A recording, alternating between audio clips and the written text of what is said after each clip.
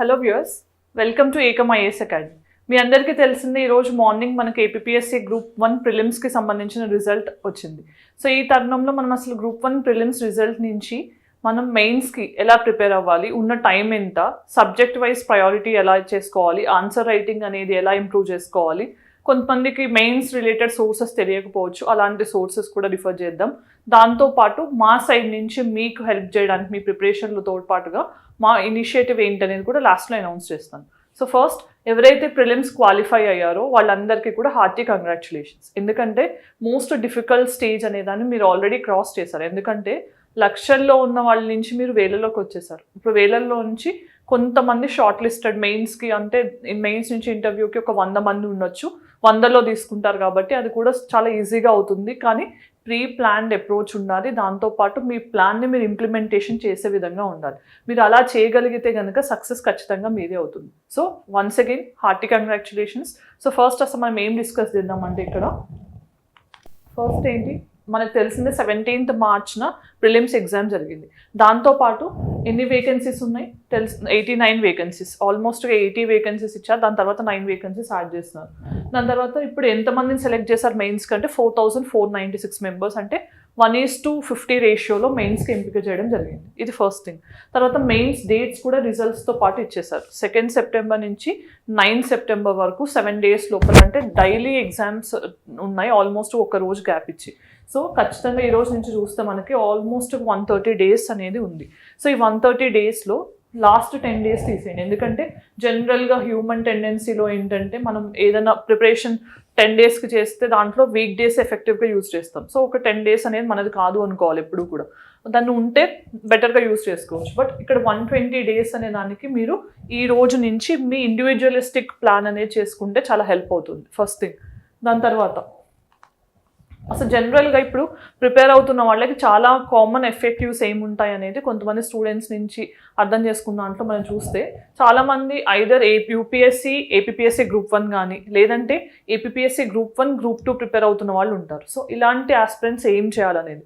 So జనరల్గా మనం 2-3 exams with in less అంటే చాలా తక్కువ టైంలో మనం ప్రిపేర్ అవ్వాల్సి వస్తే కనుక అప్పుడు చాలా కన్ఫ్యూజన్ ఉంటుంది. ఎందుకంటే సిలబస్ అనేది ఒక ఎగ్జామ్కి ఇంకొక ఎగ్జామ్కి వేరీ అవుతూ ఉంటుంది జనరల్గా.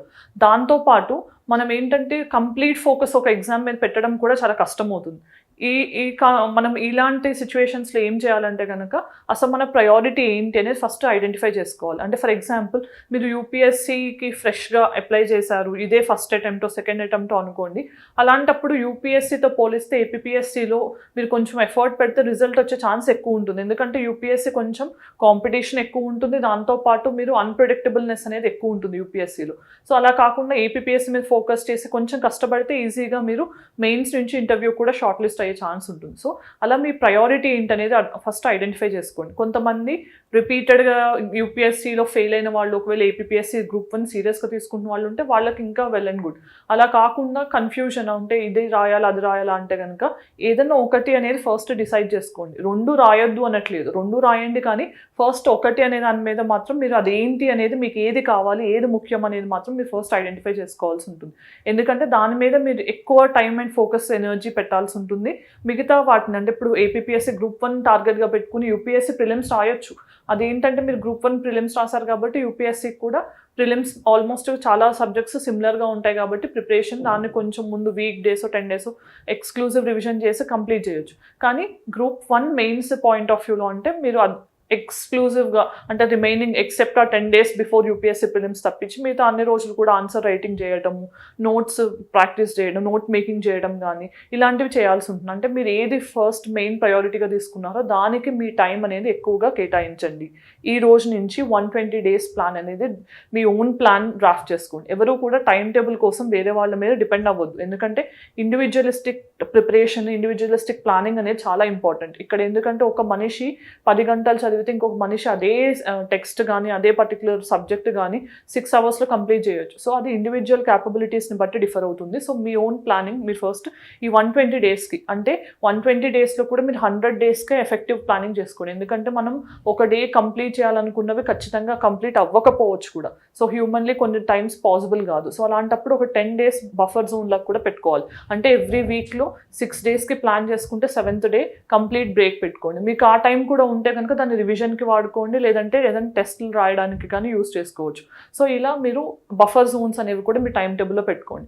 సో ఫస్ట్ ఇక్కడ ప్రయారిటీని బట్టి మీ ఎక్స్పీరియన్సెస్ని బట్టి వీటిల్లో గ్రూప్ 1 గ్రూప్ 2నా లేదంటే యూపీఎస్సీ ప్రిలిమ్స్తో పాటు గ్రూప్ 1 మెయిన్స్ ఈ రెండిట్లో మీ ప్రయారిటీ ఐడెంటిఫై చేసి మిగతా వాటికి కొంచెం తక్కువ ప్రయారిటీ ఇస్తూ ఫస్ట్ మీరు ఏది తీసుకున్నా దానికి ఎక్కువ టైం కేటాయించడం చేయండి ఈరోజు.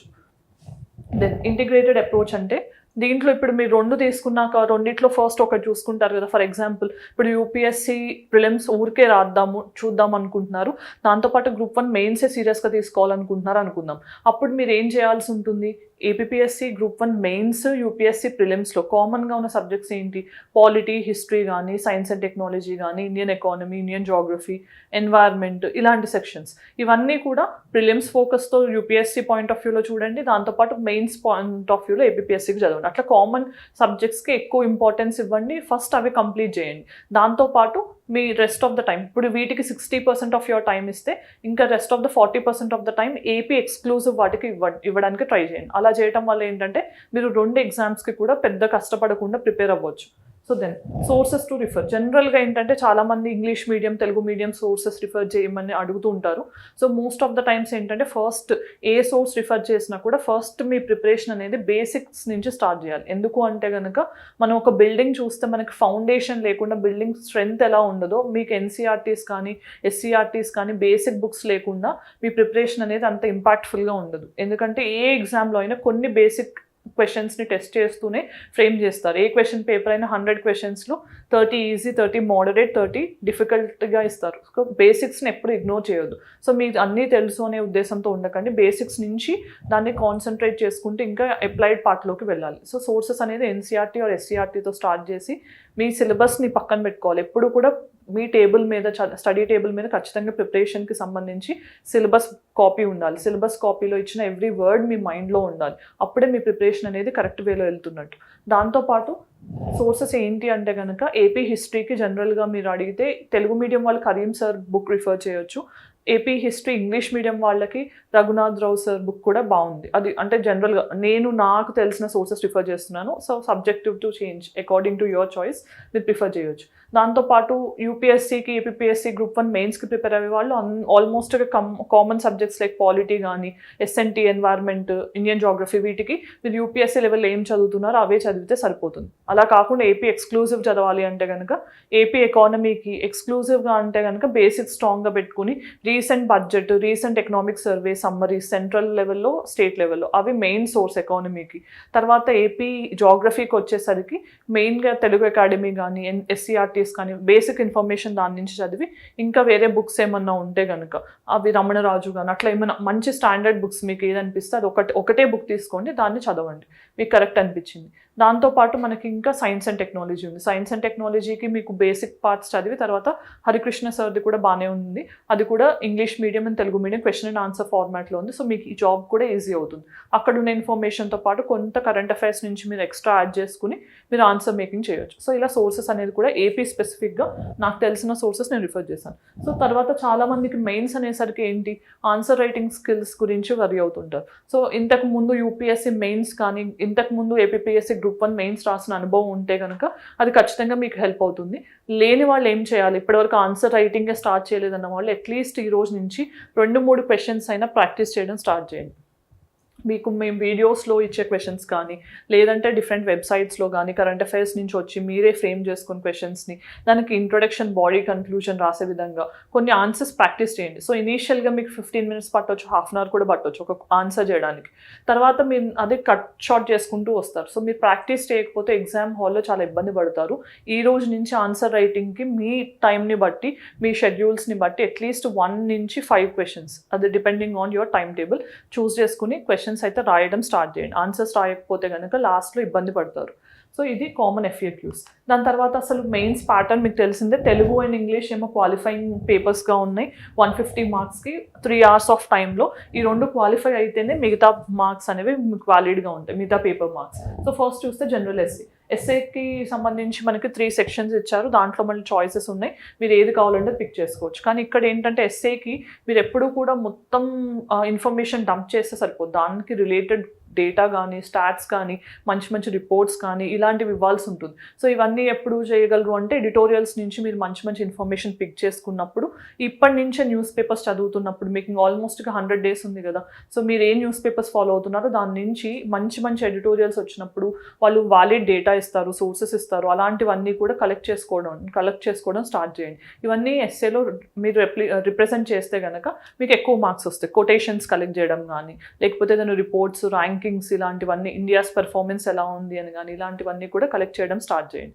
దాంతోపాటు ఎవ్రీ వీక్, ఇప్పుడు ఆల్మోస్ట్గా మనకి 20 weeks ఉన్నట్టు ఎగ్జామ్కి 120 days అంటే, సో ఎవ్రీ సండే రోజు ఒక ఎస్సే రాస్తానన్నట్టు ప్రాక్టీస్ చేయడం స్టార్ట్ చేయండి, అది కూడా హెల్ప్ అవుతుంది.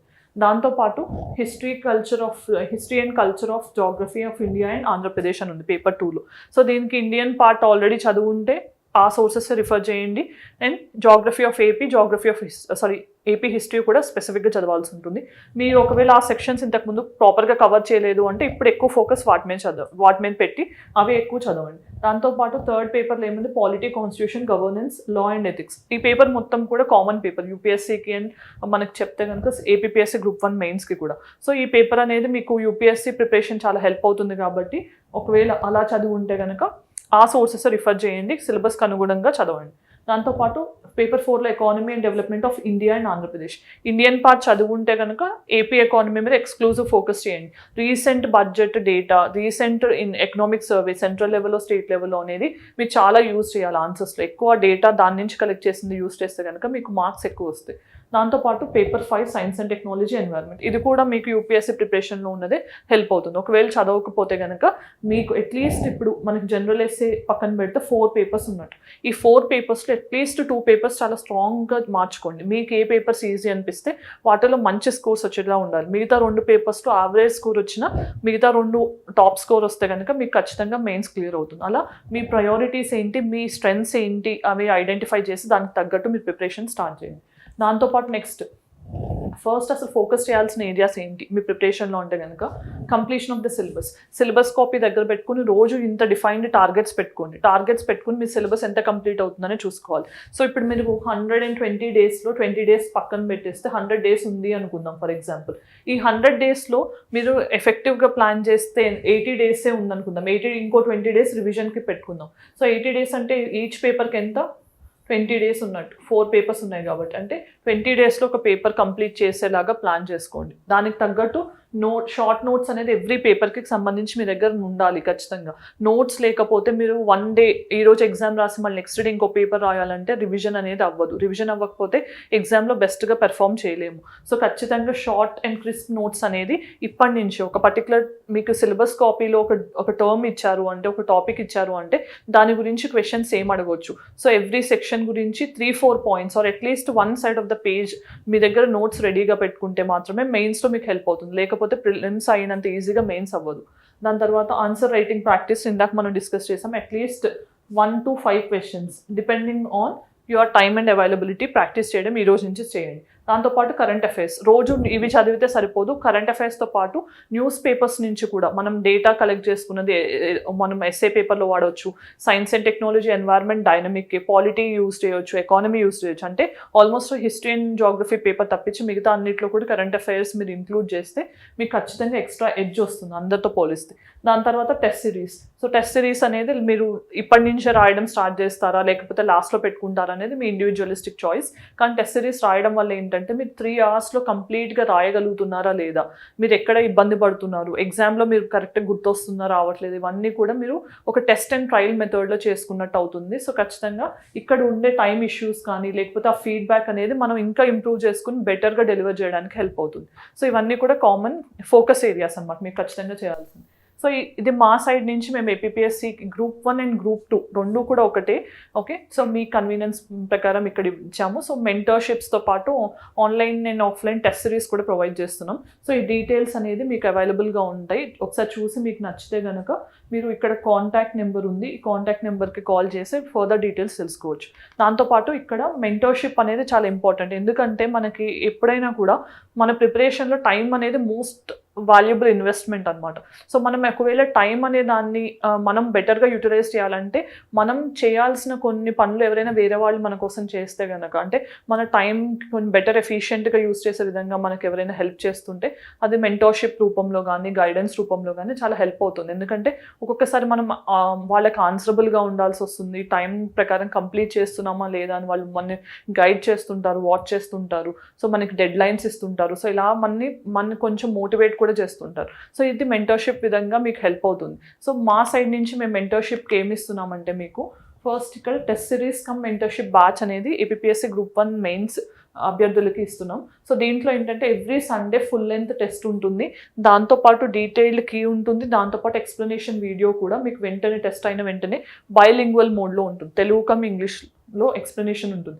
దాంతోపాటు స్టడీ మెటీరియల్ సోర్స్, మీ రిఫరెన్స్ బుక్స్ ఏం చదవాలి, మీకు ఏదైనా కన్ఫ్యూజన్ ఉంటే కనుక దాంట్లో హెల్ప్ చేయడం జరుగుతుంది. మీకు షెడ్యూలింగ్లో కూడా, అంటే డైలీ మీ షెడ్యూల్ ఎలా ప్లాన్ చేసుకోవాలనే విధంగా కూడా సపోర్ట్ ఇవ్వడం జరుగుతుంది. డైలీ ఆన్సర్ రైటింగ్ ప్రాక్టీస్లో కూడా హెల్ప్ చేస్తాం. దాంతోపాటు పర్సనల్ 1-to-1 మెంటర్షిప్ ఇస్తారు. ఈ మెంటర్షిప్తో పాటు మీరు ఒకవేళ మెంటర్షిప్ తీసుకున్న వాళ్ళకి ఆన్లైన్లో free SNT and environment classes కూడా ఇవ్వడం జరుగుతుంది. సో మీరు ఈ డీటెయిల్స్ మీకు ఏమైనా యూజ్ అవుతాయి, మీరు ఇంట్రెస్టెడ్గా ఉంటే కనుక ఈ నెంబర్కి కాంటాక్ట్ చేసి ఈ బెనిఫిట్స్ తీసుకోవచ్చు. సో ఇదనమాట మేము మా సైడ్ నుంచి మీకు ఇస్తున్న help. Then on the ending note, I wish you all the very best. Thank you for watching.